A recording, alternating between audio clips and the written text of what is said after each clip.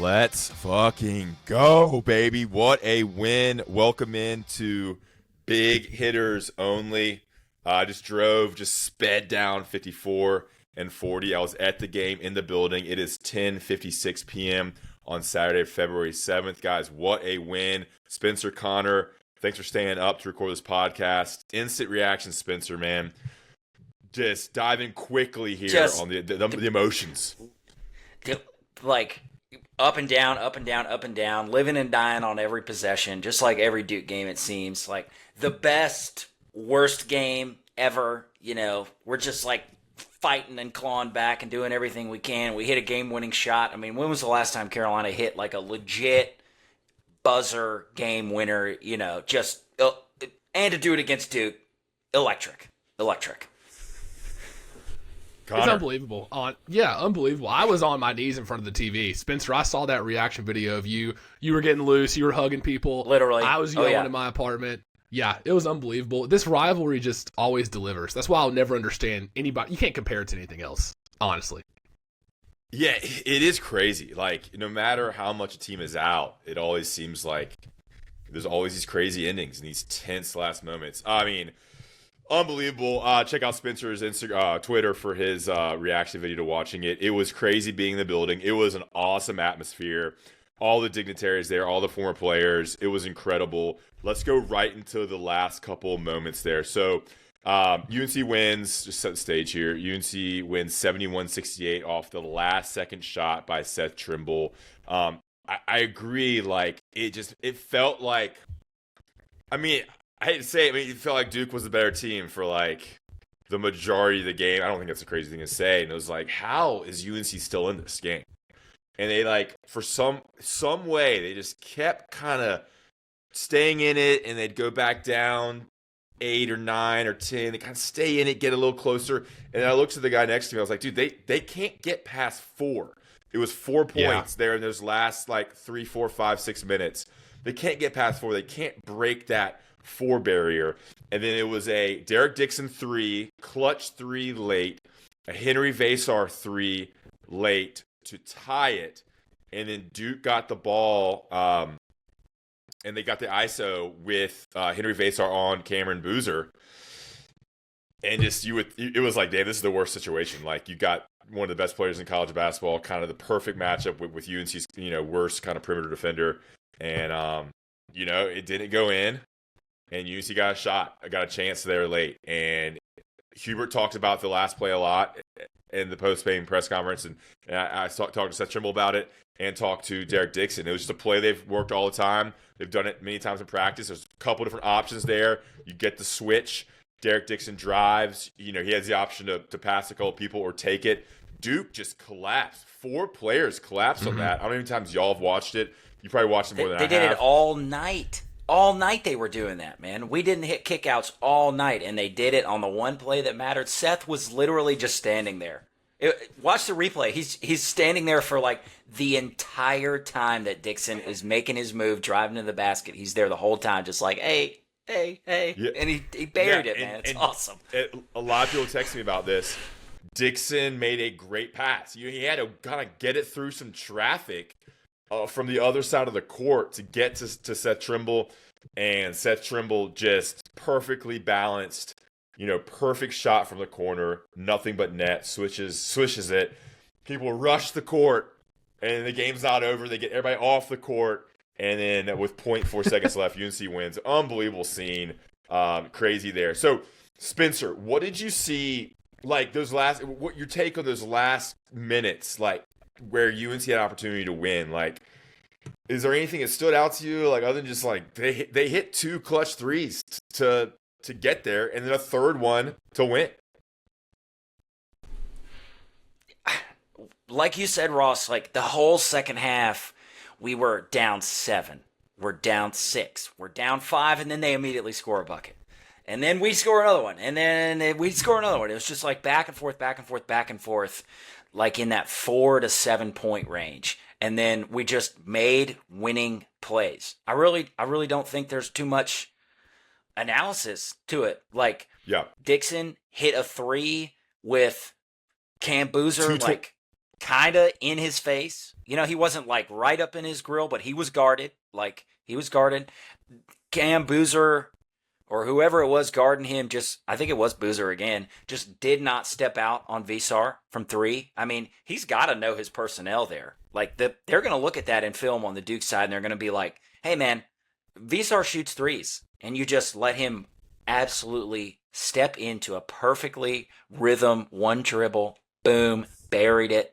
And then, you know, the last play, I don't know. I mean, they'd been collapsing the whole game, and we hadn't hit a kick-out shooter for a made bucket like the whole game. So, I don't know. The one time that breaks down for them, I don't know. You're splitting hairs. But, yeah, we just made winning plays. We got some stops. Like, maybe got lucky on that last play. Like, did Visar foul him? I don't know. Who's to actually say? We just made winning plays, man. Crazy stat. I mean, UNC scored the last 9 points. I just didn't even realize that. Yeah. Wow. They hit the last 9 points for the last 3 threes. Derek Dixon's 3. He assisted on Henry Vasar's 3, and he assisted on Seth Trimble's 3. I think UNC only got called for 1 foul in the second half, which is a wild stat. I've been seeing there could have those been a tweets. couple more, maybe. Yeah, it was a physical game. Stepping back here a little bit more, I mean, Boozer scored the majority of Duke's points in that last stretch there. Caleb Foster had the layup that put Duke up 68-62. But I really thought, like, UNC looked awful during the majority of the first half, but they finally went to Vasar. And, like, Vasar finally was like, I'm a 7-foot guy who is one of the better, you know, a top 10 center in the nation. And he finally played like that and was kind of banging down low. He doesn't like physicality, and Boozer is like the most physical player in college basketball. But something clicked, and he took over. He scored all of his points in the second half, which was huge. Finally, someone stepped up, and it was Vasar. 13 total points all in the second half. And it was really Caleb Wilson who kept UNC in it in the first half. Mm-hmm. Let's take a step back here, Connor. What'd you think about the second half? Like, what did UNC do right? What did they do wrong? It was a game where, like, I just couldn't believe UNC was still in it, and then I couldn't believe they won, and they had an opportunity to win.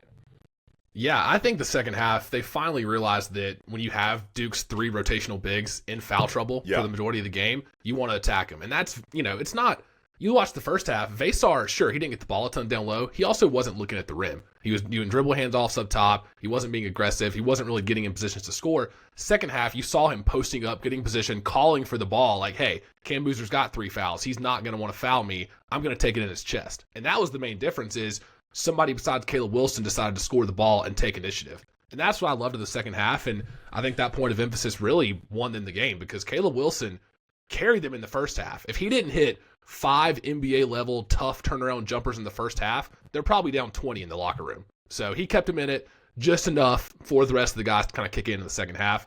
And I think Hubert coached a pretty good second half for the majority of it. I think that last timeout was the right play. You know, we can get into that if you want to. Roy Williams coached team 95% of the time. You go home with that timeout. You let him play out the last 10 seconds, but he called the timeout and it worked out. So he's going to get a lot of grief, maybe deservedly, but I thought it was a good move. We'll definitely get into Hubert at the end and kind of what this win means for this UNC team and Hubert Davis, because, you know, I've bashed Hubert a lot, so we got to talk about him in a win like this as well. Let's see your drafts, Ross. I know you got some drafts about Hubert Davis. Just waiting to be fired off. Right. I mean, Spenser, let's get into it. Like, first half, I mean, they got blown out. It was a double-digit lead before the first media timeout. It was like, dude, they looked awful. They weren't ready. This is UNC. They weren't ready. They weren't making shots. It didn't look comfortable. It's always tight in the Duke game. Spenser, you played, or I don't know if you played in one, but you've been around those. And I've covered a bunch. It always feels tight. UNC, for some reason, it's because it just feels tight. Like, especially like the I don't know. I just feel like UNC always feels tight, and like, you sense that no shots were going in. Everything is rimming out. It felt like someone was on top of the basket, not letting shots go in. And they did not look comfortable at all until halfway through the second half. Yeah, nerves are really, really high in that game. You're so freaking amped up. Like, these guys on College Game Day were talking about it this morning. Everybody, like, I had no shot of ever playing in a Duke game myself, but like, I'm not sleeping the night before. I'm waking up at 6 a.m. like a spring chicken, ready to go all day. You feel like you can jump out of the gym in warm-ups. I think it was Jay Williams said, like, before the game, he's like, dude, my freshman year, I was tired after warm-ups because I was just so jacked up. I'd lost my wind. And so, like, that sort of stuff is very real. And, so you have to it helps to really have some experience to say, like, okay, like, yes, it's the Duke game, but it's just a basketball game. At the end of the day, we're still, doing all the stuff we normally do. And so it took us a little bit of time to kind of get into a flow tonight, So that was frustrating to start with, and like, just come out and get smacked in the mouth. Like, nobody's boxing out. Nobody's communicating on defense. We can't get a freaking layup to go in. Like, it just was very discombobulated those first like 6 minutes, kind of until Hubert called that timeout. Mm-hmm. And then when Hubert called that timeout, I literally I went and watched the TV in the other room. I'm Woody Durham. Go where you go, do what you do. Like, I'm getting out. I'm changing the mojo. And I texted my friends. I said, guys, I'm out of the living room, dude. And so the mojo changed a little bit, man. It really did. He called that timeout. He settled the troops a little bit. He's like, we got a bucket right out of the timeout, if I remember correctly, or maybe a stop and then a bucket. And so, that, as much as you hate to burn a timeout with 14 minutes left in the first half, sometimes you got to do it. And it worked tonight. Yeah, I think you should even got it earlier there. It was just, they looked awful on defense. Like, UNC, like, Duke was getting everything. And it was just so easy. It was like a warm knife through butter. Quickly, guys, great podcast here. Big Hitters 20 on Roback. You're listening to this podcast. Probably a lot of new listeners. We appreciate your listening. We're up, grinding. Spenser and Connor staying up late as I drove home. Check out Roback.com and use promo code BIGHitters20 for 20% off your sweatshirts, your polos, your Q-zips. It's golf season around the corner. Your vest. They have tons of gear, men's and women's. I'm wearing a Roback sweatshirt right now. Big Hitters 20 at Roback.com helps us support this podcast. First half, it really was Wilson. Of all the players, he's the freshman, never played in this game. He just was on. He looked like a pro. He was hitting shots over Boozer, shots over Malik Brown, getting people in foul trouble, driving. Like, he kept UNC in it. And it felt like, let's talk a little personnel here. It wasn't a Bogavant game. It wasn't an Evans game. Like, I was just like, why is Evans even getting in the game here? Bogavant, if he's not hitting open threes, he's a liability on defense because Duke's just stronger and longer and bigger. And Wilson really stepped up, man. And he was in the post-game press conference with his, like, bedazzled belt. I think he outplayed Boozer to a certain extent. Like, I don't know, man. I'm in a lot of these NBA mock draft prospect discussions with the CBS staff and 24/7 sports staff. And everybody has Boozer ahead of Wilson. I think Wilson's upside and just what he showed, he doesn't have much of a move off the dribble, but his mid-range and ability to score over people, he flashed that for the whole world to see today. Hit that 1-3 as well.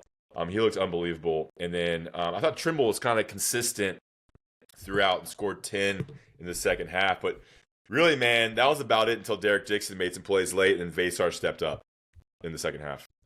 I think you're right about Wilson outplaying Boozer for the majority of the game. If you just see what he had to do, that first half, it was one-on-one, get us a bucket, 10 seconds left in the shot clock, our offense is going nowhere, Caleb Wilson, please bail us out. He had to do more in this game by himself than I think Cam Boozer did, and I think you're right, Ross. I think the upside of Caleb Wilson, I think it's a little bit higher. We'll see what happens come June in the NBA draft. They're both great players, but I think Caleb Wilson, for the majority of this game, was the best player on the floor. Yeah, Boozer's gonna go higher. I don't think Wilson's that much far behind him. I think Wilson. There's a top 4 now. There used to be a top 3. I think Wilson is now like, hey, there's a top 4 come June. Yeah, Wilson needs to develop a couple go-to offensive moves. And the thing is, Wilson doesn't have much of a 3-point shot. He really doesn't. He hasn't been that great this year. But he's so athletic though. I think when you talk about upside, Like, Cam Boozer's not just going to magically, like, learn how to jump 6 or 8 inches higher. Yeah. You know? Like, Wilson can jump out of the gym, and NBA teams can develop shots, and they can say, hey, like, okay, here, like, you need a bag of 2 or 3 moves that you have to go to that you can do on anyone who's bigger or smaller than you. You can teach a guy that. Again, you can't teach height, you can't teach athleticism.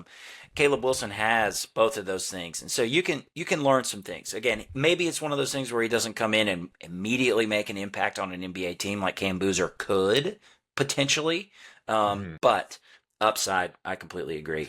Let's go through some stats here. UNC in the first half, were awful shooting in the first half. 9 for 27 from the field. This is the first half for UNC. 33% from the field. 3 for 12 from 3. But for the game, UNC finished 46% from the field, 26 for 55, 42% from 3. So they turned it around from 3. 8 for 19. You'll take that for sure. UNC was out-rebounded. Listen to this. Out-rebounded 38 to 26. And it was 22 to 11 in the first half. So Duke out-rebounded UNC 38 for 26. It just disgusts me.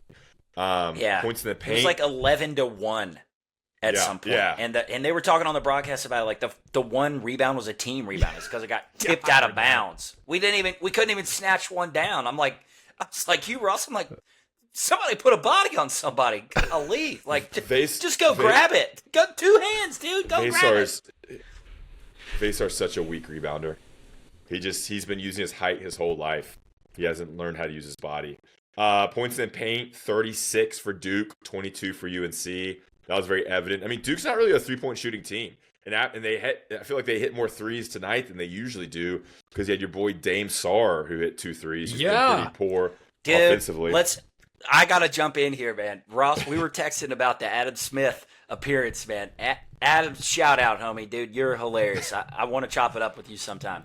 But he calls out Sarr. He goes, this guy hadn't hit a three-pointer in 5 games. And what do you know? Adam even mentioned himself. He said, as soon as I've said this, he's probably going to go off. Looky here. What do you got? Sarr hits 3 in the first half, another in the second. He had his toe on the line, so he almost had 5 three-pointers on the game. You're like, where the hell did this come from?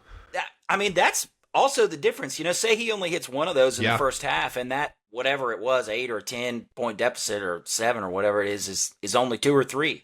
So, big buckets that come from unexpected places really can change momentum in games and make things look a lot different. And that happened tonight. Season high in minutes. Second most points of the year for Dame Sarr, of course, coming in the Carolina game. Yeah, Spencer, what did you drink tonight? Let's go through it. Okay. I had a Sprite Chill Zero. Very good. Okay. It's like I don't know, a cranberry or passion fruit or something like that. They're very, very good. I'm kind of not on an alcohol kick right now, actually. So I had Bud Light. I had one celebratory Bud Light at the bar with the people who we had over to our house for the game. There we go. Oh, okay. You're like your Western North Carolina accent's like coming out. I figured you'd have. Well, it's late night. I'm excited. You know, I did have one beer, after 11. One single Bud Light, and I turn off analyst mind. I didn't take any notes. I watched this game, in the living room with like 10 other people. Same. I'm screaming and yelling and MFing the pillow at the couch pillows when we turn the ball over. This is a different side for sure. Yeah. No, it's great. That's fine. We love it. Okay, let's take a step back. Is there any other players you want to talk about? Let's go some points here. Dixon with 8 points, Trimble with 16, kind of like a quiet 16, but I think he had 10 in the second half. I mean, during certain points, he felt like the stabilizer. Like he just made some drives and kind of scored, and like the way he scores. He had the 1-3, took 1-3, hit 1-3, the biggest one of his life. The one we'll see for years and years. It rivals that Austin Rivers 3 in my mind. Even though it'll be in all the montages for sure. That whole play will be in the montage. I mean, the Rivers 3 was in the Smith Center, which is a little bit different. But Wilson, 23 points, 8 for 12 from the field, 1 for 2 from 3. Vesar, 13, all in the second half. Stevenson, 5. Powell, 3 points. Bogabach, 3 points. 71 points for UNC. I want to touch on Trimble real quick. I thought he's 4-year guy. We've watched him develop, which is rare in college basketball these days. I feel like he had 1 foot out the door the last couple summers, but watching him develop off the dribble like that, like he was kind of snaking his way in the lane, hitting those pull-up mid-ranges, like you said, Ross, stabilizer. He wasn't doing that 2 years ago. So, I thought he played a big role in this game, and I didn't really get a chance at the top of the show to talk about Derek Dixon. True freshman, struggled most of the night. Probably 30 of the 40 minutes he wasn't great. To trust him with the ball in his hands for the last play and to make that pass and hitting 2 big threes in the last 5 minutes, the ceiling of this Carolina team goes up 10 stories if he's playing like this. And you're going to have him come March. It sucks they swung and missed on Kyan Evans, but Derek Dixon looks a little bit ahead of schedule. So he's going to be a big role for this team come March because you got to have good guard play in the tournament. Yeah. You're right with the swing and miss with Kyan Evans. You're eating that money now. $1.8 million, $2 million for Kyan Evans. That's tough. He played 6 minutes. Had some cornrows on today as well. They were weirdly tight. A 10 plus minus for Kyan Evans. A 7 plus minus for Jaren Stevenson. Those are your 2 highs there, which is odd. Not always the best stat. Look, Dixon, dude, I'm excited to have him as UNC's point guard for hopefully the next 2 or 3 years. Pay him. Yep. Stabilizing force. He's not a superstar, but dude, can you imagine him how good he's gonna be as a junior? Just like, oh yeah, like the best. Not a superstar. He's 6'5". He's got the size. He's what you want in a point guard in 2026. He's smart, and he can shoot it a little bit. He can pass it, and it just seems like a good dude. You pay him, and he's your point guard for the next 3 years. Yeah, I want a little bit more Jonathan Powell in this game, guys. I thought Bogovac was kind of off for the night. Jaren Stevenson is what he is. I think he played the right amount. I thought Powell. I think you might have tweeted this, Ross. He's got the length. He provides some shooting. I wanted to maybe 5 or 10 more minutes from him tonight. Played 15. I thought it was a Jonathan Powell game. I just think he has he's a little bit. I think he's a second-year player. I don't know. He seems like he has a little more swagger, and I like those high-confidence swagger players in games like this. I don't know, dude. Maybe it's a race thing. Like, I wanted Jonathan Powell in more than I want Luka Bogovac in. I don't know why. I just trust him more when he knocks his 3. And, I just don't think he's going to get punked. Where I feel like Bogovac is not seeing him when he had the ball in his hands, guys, my asshole was tightened. It was this big whenever Bogovac had the ball in his hands. He was just dribbling like it was freaking Sunday pickup at the YMCA. I thought he was going to turn it over every time he touched the ball. It's a little bit different growing up in where's he from? Where's he from? Make sure you get this right. We had to make sure his credit's transferred, so we got to get this right. Why am I? Oh, Montenegro. I was thinking Macedonia. Montenegro. It's a little bit different. UNC Duke. It's a little bit different caliber of player and intensity. At least Powell's played in some big games, probably some big EYBL games. I don't know. I wanted more of him. I just felt like he's longer, more physical, and has that swagger I want. All right, cool. Spenser, anything on personnel that stood out to you other than what we talked about so far? No? Okay. No. Okay. I want y'all to get some questions ready for me about the scene. I saw, what it was like. But let's go into this. What does this win mean? I thought about this on my drive home. What does this mean for Hubert Davis? And in the podcast with Adam Smith, and it's still worthy to go listen to that podcast. We talked about over an hour with Adam Smith about the UNC Duke game and Hubert Davis and UNC in general. And I said, this is a huge game for Hubert Davis. You lose it, that's 5 straight losses to Duke. He lost, 4 straight losses. If you lose the second one, it'd be 5 straight total. You win it, all of a sudden this team's on a 5-game winning streak. They have quad 1 wins over Virginia, Kansas, it's Kentucky. Duke's obviously a quad 1 win. You still have the losses against SMU, Cal, Stanford. But all of a sudden, all right, now you're in the top tier of the ACC if you win this. With that being said, UNC didn't look good to me. It was, but look, you won. And whatever, you have to give Hubert credit. They won. Whatever he said at halftime worked. The play calling worked. Shots were made by the players. And Hubert won. And this is a huge win for him. It's a huge win for this team moving forward. And I think what they do against Miami this week, I think they play Miami Tuesday. They have a bunch of big games coming up. If they can use momentum and get some confident big wins on their schedule. They have 8 games left now. Like, that's where this is more important. Because look, if they keep rolling, like, all right, that's huge for Hubert. But if they have another flop like they did against Cal, Stanford, SMU, look back like they did against Syracuse and Wake, it's back to where you were. So Miami, Pittsburgh, State, Syracuse, Louisville, Virginia Tech, Clemson, Duke. So Miami next week, Pittsburgh, and State. I mean, State, that's going to be a tough game in Raleigh. So, look, huge for Hubert. This is huge. But let's see what it looks like against Miami, Pitt, State, and some other tough games as well. Because I didn't think UNC looked great at all. Spenser. I'll let you go, Spenser, yeah. It's tough. Yeah, I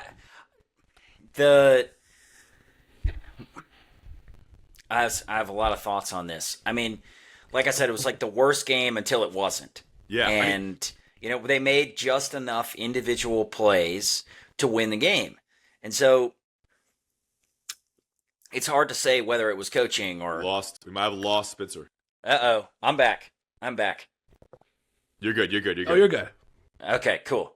Hard to say what is hard to say where to attribute it all, but we made just enough individual plays. And I mean, like, there were just so many things tonight, like, we didn't quite dive on the floor for enough loose balls. We didn't communicate well enough on the ball screens. One thing where I had some really big questions where it's like, why are we just so casually switching things at the top of the key? Like, think about on that last play. Like, Caleb Wilson was guarding Boozer, and Visar was guarding whoever else it was. Might have been Malik Brown. And they just, like, very casually switched. It was, like, not even a screen. It was sort of just like a little casual toss, dribble handoff. And I'm like, why are we switching? Do you want Visar to get blown by? Like... say don't switch unless it's absolute last resort, So I'm like, I just have questions about stuff, and we did that most of the second half, with the whole game. Like, why are we switching these things so casually that aren't even screens? Like, yeah, if you get absolutely hammered and you can't hedge or you can't drop coverage that thing, like, yeah, sure, talk and switch. But, like, I don't like that it's the go-to just because you lose that matchup advantage. You lose the guy who you want guarding the right guy. There were a couple of times tonight where, like, Dixon got stuck on Boozer because of very casual switches. I'm like, what the hell are we doing? Why? Don't switch. Just get through it, So, but back to, like, the larger conversation. I mean, it's certainly, like, quiets critics for a little while. The quote-unquote Duke problem that Coach Davis would very reasonably have after losing 4 straight is not as much of an issue anymore. You can put that issue to bed over the next 3 weeks, 4 weeks, whatever it is, until they play Duke again. Don't have to talk about it. And so, again, unfortunately temporary, but I think it does quiet a lot of critics. Yeah, I mean, you touched on a lot of good things. The win itself, again, like, a win's a win, ultimately, especially in a game like that. Like, I really think you kind of have to take a step back and say, like, yeah, this didn't look the best, but they still won, man. They still won. It's never going to be perfect. You have to realize that.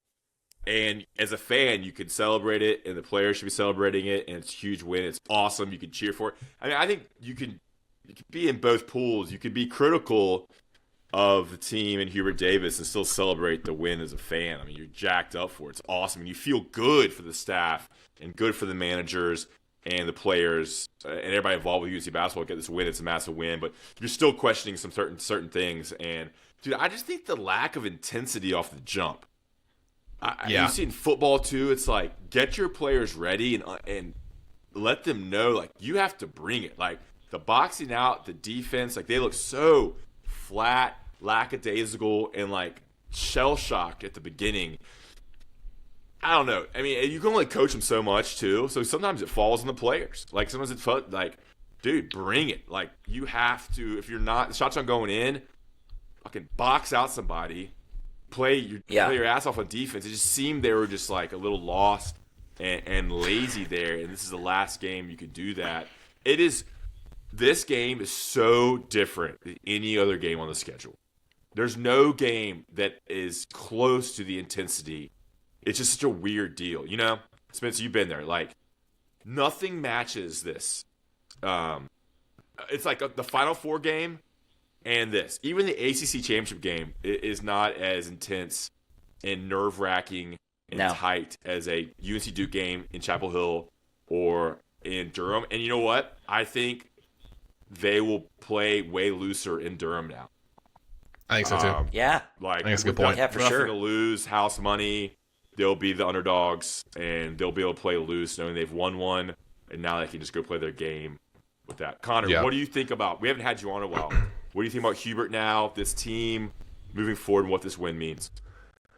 If you would have told me that Cam Boozer didn't score a point until the 11-minute mark of the game of the first half, I would have said Carolina was probably up 10 at the under 12 media timeout. So to come out flat like that, I think was concerning. You know, obviously Hubert thoughts were running through my head. I was like unprepared.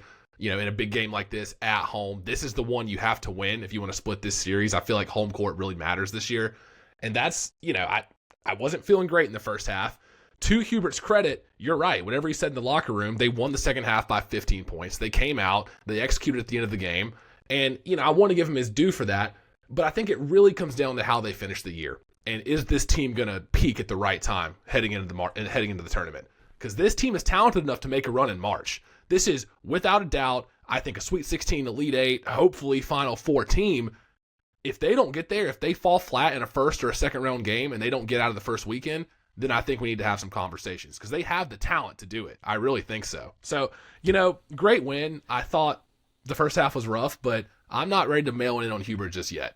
Let's see what he can do in March. Let's see when this team peaks. Well, so I got something. Like, Ross, you mentioned the word momentum. Like, one thing that has been consistent among Hubert Davis teams is inconsistency. Okay, we have one good half and one bad half. We have one good game and one terrible game. We have 3 terrible games and 3 really good games. And so it's the peaks and the valleys being very frequent. And so this is a real opportunity to try to show that we can be consistent. You know, we've got some really tough games coming up. We've proven that we can win some big games. I mean, shoot, beat Kansas, beat Duke tonight, won some other close games. So it's like, let's just go out there and do it night in, night out. That's what great teams do. You can't play up and then play down, play up and play down. You know, let's just find some consistency. Yeah, I was going to say, Connor, we need to have a conversation, dude. If you're listening, UNC basketball, Connor's ready to have a conversation about the future of Hubert Davis. I love it. You're right, dude. Consistency. Gosh. Like, go fucking beat Don't teams mail now. it in yet, Ross. Come on. Don't mail it in yet. Dude, let's go win. Like, go beat Miami handily. This team is really good. Like, they have all the pieces. They can be really good. Stop playing. Like, Vasar, like, bring it. Like, bring it every game. Like, we don't need these lapses. Like, hit open shots. Put together 2 halves. Caleb Wilson's the only guy who kind of – I feel like he gives you 35 minutes of effort, consistent play, you can count on him. Everyone else, like, put it to – like, I just remember under Roy Williams, like, you had these complete games. You're like, that's a complete game. They played – every player contributed. You had 5 players in double figures.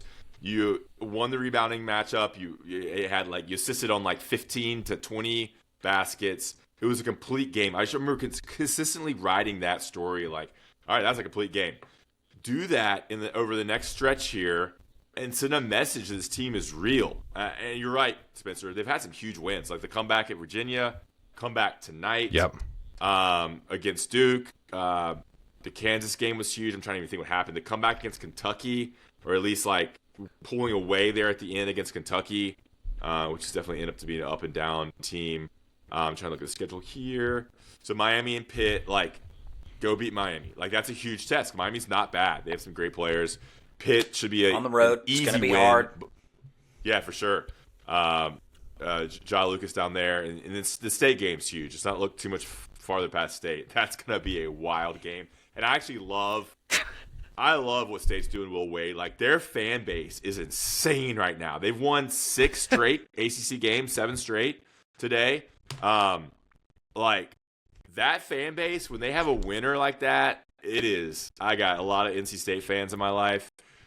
They are pumped and they hate they hate UNC fans, and dude, I see it on Twitter all the time. You start getting the messages. I've got plenty of friends that just graduated from State a few years back, and my phone starts blowing up. Like, hey, did you see State today? Did you see that big win against Virginia Tech? Like, don't get too comfortable. We're coming for the top of the ACC. It's like, slow down. It is, my friends are much older, and they've tasted success, back when they're in high school with Herb Sendek and Julius Hodge. And, like, they know when State gets rolling, the fan base is unbelievable. So it's great. I love Will Wade. But that's sorry, we're getting off track here. But that's it's definitely not like the spread will probably be 3 or 4 points. That'd be close. Anyway. Yeah, so that'd be a tough game, dude. Hopefully this game wakes UNC up a little bit. Certainly takes the heat off the Hubert haters for a little bit, and they can build on it. All right, let's quick read here. Roback guys, truly to pay Connor and Garrett behind the scenes, buying stuff on Roback. Also follow my Twitter. I'm posting Breaking Tea. My link on Breaking Tea is actually a great way to support the podcast as well. Roback, dude, tons of golf stuff, tons of awesome vests, Q-zips, sweaters, sweatshirts. Big Hitters 20 with Roback. Go buy your girlfriend, your wife, fiance, anything, boyfriend, husband, Roback. Big Hitters 20 is the promo code.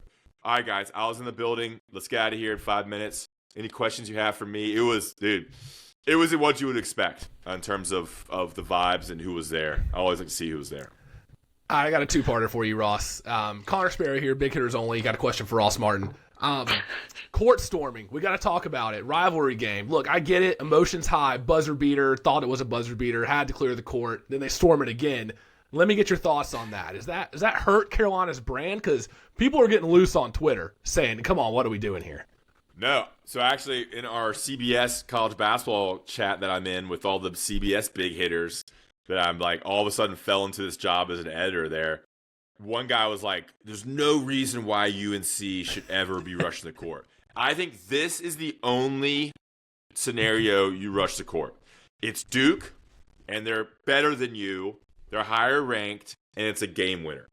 I think that's the only way you would rush the court is Duke, higher ranked than you, game winner. And look, I think you'd be liberal with the rushing the court rules because it's just college students and it's fun.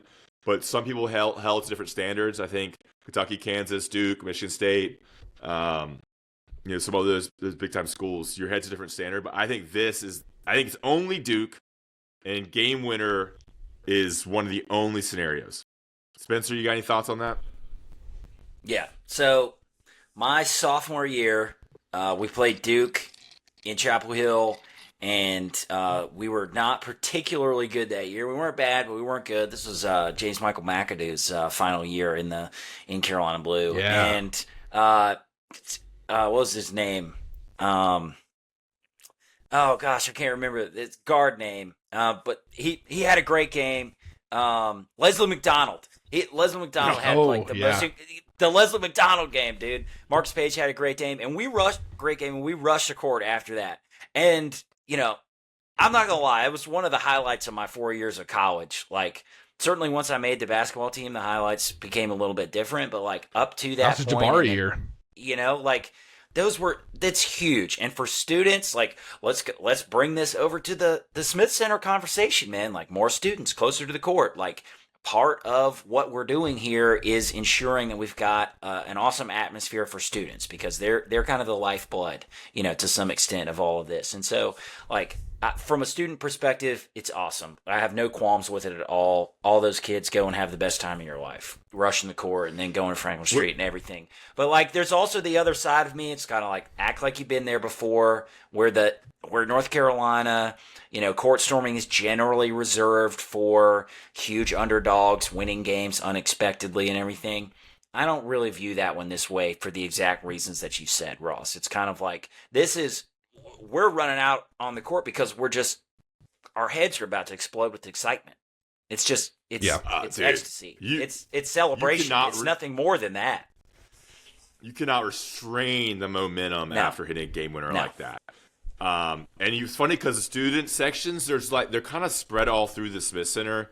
Connor, you're probably the most recent student. Like, they're above the media section. So all those students are like running down from the top level to like get down there. It was wild. And you have like the ones that are close to the court that are kind of near the band, and of course the risers. Dude, also like John Shire, Duke head coach, said in the post game that one of his a couple of staff members got hurt. I saw some stuff getting thrown at Duke. I saw some water getting thrown. Yeah. Dude, they were like taunting. Let's be clear. We can't condone that. We can't condone that behavior. No. Not at all. So that's not dumb. okay, It's man. like, what are you doing? Celebrate with your team and your players and your fans. Yeah. Like, it's loser mentality to go taunt the other team. You celebrate with your team. It's like that's like just loser behavior. Especially I mean, you could taunting is not acceptable, but then throwing things and hitting people is also like crime. It's committing a crime. Yeah. Apparently somebody was really hurt, and Bubba Cunningham apologized to Shire in the post game as well, and like made a statement about it. All right, any more questions? Start handing out the fines. We got to fund this new arena somehow, so we got to start fining some students. They're doing something. I think UNC will get fined for the court storm. They probably will. Will they get fined twice? I think they do by the ACC. You're right about the student section, though. I was the COVID year was my sophomore year. I got lucky enough to get a ticket to the Duke game, so we were socially distanced in the upper level. And that was an experience up there. Whoa! I had a Duke fan right behind me in the UNC student section, like a grown Duke fan, getting hyped on every shot. It was kind of funny. Anyway, go ahead. That's about all I had. I think the court storm, I think you guys are right. Just because it was a buzzer beater, just as soon as a couple people do it, then everybody jumps in. Like, I'm sure they weren't prepared for that. But I don't think there's anything wrong with it. Just exciting. Be excited. I don't know. All right, I'll run. Spencer, you got anything? Yeah, what did the afternoon look like, Ross? Where'd you start out? Which spots did you hit? Was the town ablaze? It was freezing ass cold. Like how were things this afternoon? I saw Belichick getting denied at Sub Dogs. I saw Belichick get put on the wait list, guys. Gosh. Yeah, that was funny. Belichick and Jordan went into Sub Dogs apparently, and the people at the desk didn't know who they were. They got turned away because there was an hour wait, and I heard this from someone. The manager DM Jordan. They came back and were very nice and got them back in. It's just bizarre. That's funny. Anyway, I had a big scene setter tweet this morning, but I went straight to the Smith Center. I didn't walk around. It was fucking cold. And I got there a little later than I wanted to, so I didn't make the trek up to Franklin. Dude, it's been so cold recently, man. It didn't get above freezing today, I feel like. Yeah, understandable. Now you walk outside, it's the kind of cold that just pisses you off. I don't even want to be out here. Spencer's frozen here. Spencer, can you hear us? I can hear y'all, yeah. Spencer might be out of here. Yeah. What's going on, man? I will. That is funny. I'll run through all the players I saw. All right, ready, Connor? Let's hear it. So Larry Brown was there. Roy Williams was there. Kenny Williams was there. Justin Jackson. Michael Copeland, who was on those Tyler Hansborough teams. Tyler Hansborough, Tyler Zeller, Bobby Frazier, Justin Jackson, who you don't see as much anymore because he lives in Dallas, I believe. I think. Or maybe he may have been in Tennessee. Who else? I saw Garrison Brooks was there. Pinson was there. Garrison Brooks, Theo Pinson, Raymond Felton was there. Good pull. Yep. John Gresham, not a former player, but a very famous author, was there. Josh Graham was there. Deserves a shout out. Josh Graham? Yep. He's a big hitter. Big hitter. I'm trying to think who else. It was really cool seeing, after the game. I mean, it was just the moment. It was shocking. I don't think anyone expected UNC to win this game just the way it was going. And so, the last 3 or 4 minutes was, it was oh, shit, they won the game. It was so sudden. It was because it was 9 straight points, 3-3-3, won the game. So everyone was celebrating in the tunnel, right where the media is. So you had all the heavy hitters coming through. You had all the big donors coming through. You had John Gresham coming through. You had a lot of big basketball donors who I recognize coming through. Steve Newmark, Bubba Cunningham. And then all the players kind of hanging out. And then Roy Williams came through and hung out with someone for a little bit. And Bobby Frazier was there. I think I mentioned that as well. So it was an awesome scene. It was awesome. It was incredible. I'm so glad I went. All right, we lose Spencer. I think he's going to reconnect, come in for a final thought. But kind of going off that real quick, Ross, I think you're right. It kind of did feel sudden because the whole second half, it was, Duke's missed 8 of their last 9 shots, and Carolina's still down by 9 points. So you're like, when was something going to give with this team? I'm glad they pulled it out at the end. Like you said, the last 9 points. What a ride. I would have loved to have been there. I was jealous. That you were there. Yeah. It's also just like, it all happened so fast. We got Spenser back here. We're back.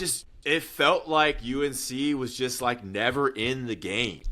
And you're like, all right, Duke's going to, especially after the first half, like they kind of pulled away at the end of the first half. It was a 12-point lead, I think, if not more. And you're like, all right, Duke's going to take control in the second half, and it's going to be over. And just UNC stayed in it. And the Vasar finally get going was huge. But you just like never felt like UNC was going to win. Like there was no signs of victory. No big runs. And then it was just a 9-0 run, and that was it, and they won. That's it. Spenser, I was running through welcome back. I was running through all the players that were there. Some big hitters. And the scene, Larry Brown. Oh, it sounded like it. Despite my video being frozen, I could hear everything you were saying. Those are some good names, man. Antoine Jameson as well. They put him on the broadcast, yeah. Yeah. That was awesome seeing Theo and Justin there. Like you mentioned that Justin doesn't come around quite as much. He's just got a lot going on in his life, I guess. And but that was really fun seeing Theo and Justin there because those two guys, along with Joel Berry, those guys were inseparable, man. The Three Musketeers, same recruiting class, like roommates, I'm sure, and everything. So that was fun seeing the two of them down there on the baseline tonight and on College Game Day this morning. And Kenny Williams. Yeah, I think Justin's doing a lot of media now. Theo's in Dallas with Raymond Felton. They have that big podcast they do. And I think, John Hintz is doing a lot of media as well, working for CBS and the CW. Mm-hmm. They showed a lot of Drake May stuff. They have the Drake May shirts in the student section. I'm trying to just paint a picture here. Oh, dude. Okay, here's 2 things. Spencer's going to love this. So always at the Duke game, you get there early, man. You get there 2 hours early, 2.5 hours early. Yeah. And so you're just kind of, because I want to see who's there. What's the scene? I want to feel it. You're feeling it all. You're sitting on the court just like waiting for people to come out. Students come out.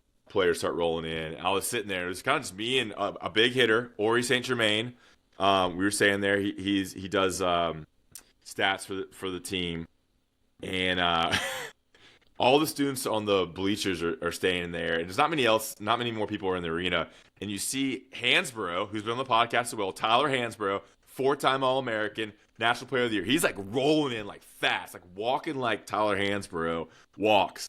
And we know each other. I text with Hansborough every once in a while, and he comes up to me and goes, "Oh, fucking Ross Martin, you're fucking pushing the Carolina North thing, aren't you? You're pushing the Carolina North thing, you motherfucker." Oh, no. Yeah. I was like, because Hansborough came out big. Right, yeah. It's for the Dean Dome, and like rightfully so, and Roy Williams. And so I don't know if Hansborough is like listening to everything we're putting out, or maybe just sees it on Twitter. He's locked in. Yeah, and I was like, shit. Like, I was kind of rattled, It's like the best player in UNC history is like, dude, you're fucking pushing this Carolina North shit, aren't you? And I got happened. Oh gosh. I was talking to Ori, I was like, shit, man, he kind of rattled me there. But I all of a sudden Ross's view just completely does a 180. Yeah. All of a sudden next week I'm editing an episode. It's like, wow, we should renovate the Smith Center. Yeah. What's funny is I asked him to come on. And because I wanted to get his perspective, like I wanted to get both sides of it. Like, and he's been on, and I was like, I'd love to have you on and talk Smith Center. This is like 2 weeks ago, and he was busy, he was traveling around. So I went up to him about 5 minutes after that. And he was like, "Oh, dude, I'll just fuck with you, man." And I was like, "Dude, I'd love to have you on. Like, I want to hear your perspective. I want to hear both sides." And another thing, Spenser. So that's the Hansborough thing. In the press conference room, donors and the athletic director and like big admin people like come in the press conference room because they have unlimited access. So they're like, I don't know, they're just kind of like, they always are like watching Hubert and being around it and showing support or like observing things from afar. And there were 2 big time donors. I know who you're talking about. Yeah. There were 2 in general, at least. The 2 guys we talked about, it's the 2 people behind the big money behind the Smith Center. Save the Smith Center, renovate the Smith Center, and they're both in their 70s. One's probably in their 80s.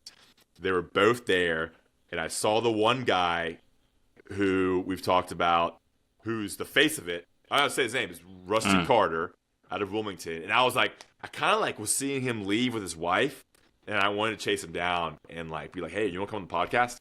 And I just didn't. It wasn't the right moment, and he was kind of ahead of me. And there's the other guy, the big Roy guy. I forget his name, but we texted about him. He was in the back too. There was like those two guys are like the big Smith Center basketball donors, and they're in the back there. So it's always funny. And also, man, dude, being in there, you just see it. Just I don't know. It blows my mind. You see all these white dudes, and you're like, who are these people? And you just know they're loaded, and they come from family money, and they have front row seats, top 5 row seats there. They're just rolling in, and you're like, dude, these guys they're all members of the top country clubs in Charlotte and Raleigh or Virginia, South Carolina. And you're like, who are these people? And it's like, dude, these guys are worth millions. And it's like, it's crazy to think about how much money is in that first 10 rows of the Smith Center for the UNC Duke game. And you're like, this is what is funding this operation. Yeah, people who donated enough money to say you will be able to sit here forever. Yeah, that's who it is.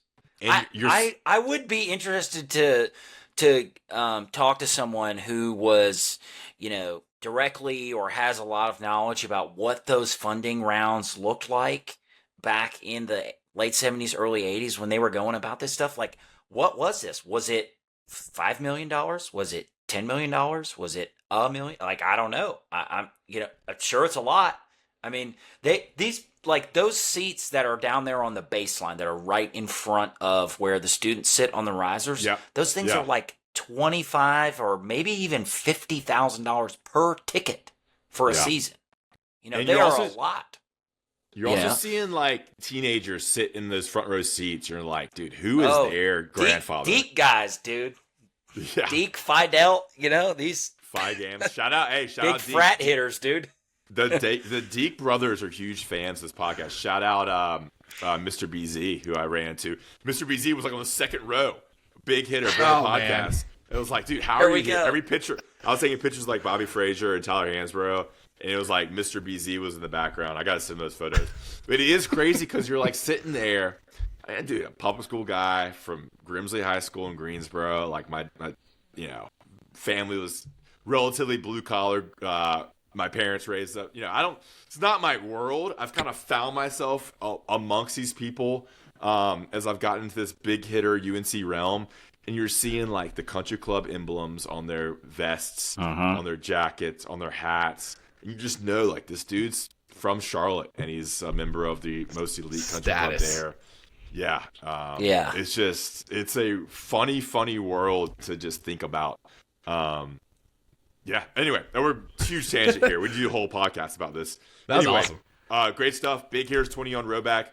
Get your Rowback sweatshirts, polos. Yeah, dude, Connor, you have one. Show us. I'm rocking it right now. That's there the Rowback thing right there. Comfortable. Beautiful. I'll talk it up. It's comfortable. I wear it a lot. You run outside. You can wear it in 60-degree weather. You can wear it in 80-degree weather. It's light, breathable. I love it. Shout out Rowback. The Rowback sweatshir's great for a lounging on the couch type deal. The one that Connor's wearing, those things like sell out all the time. And Connor, I just connected with Garrett. Garrett's going to have the graphics for us. I was a little worried. I want him to celebrate, but I kind of forgot about getting the graphic ready. But Garrett is going to be locked in here with the graphic. It's like, hey, Garrett, I know you're 5 beers deep in the middle of Franklin Street, but you got to get on Photoshop right now. Ross just cracked the whip. All right, guys. Ooh, he's not cut for Spenser. He's not cut for Ross. Fun podcast, guys. Thanks for staying up. I didn't think we'd go 54 minutes, but these are always the fun ones. Celebrate the wins. That's why we do podcasts after the losses, so we can celebrate the wins. Rate, review, subscribe. Apple, Spotify, YouTube. Thanks for listening, guys. We will talk to you next time.